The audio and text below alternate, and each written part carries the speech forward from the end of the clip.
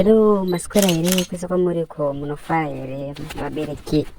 Nasinda kugira nyeri panapa mukomana Prophet Person Java posta picture pa Facebook account yake achitaura iye kuti ari kuprofita mukomana Nelson Chamisa kuti ari kufa soon.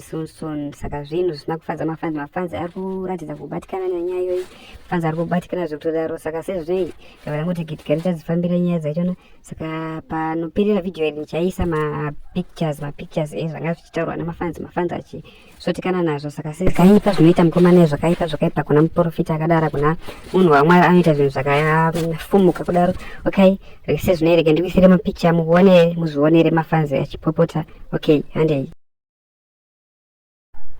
Ndiwayo messages atange tichikwanisa kukuwanirai muzuva rino. Tikutarisirei, tikupostirei ipapa muzvionere mega kuti hakuna munhu wamwari akadai. So totanga ipapa patichidai comments handei macomments. Vanhu havasi kufara makomenda, vanhu havasi kufara. Hakuna munhu wamwari akadaro, hakuna munhu wamwari anoita zvinhu zvakadaro.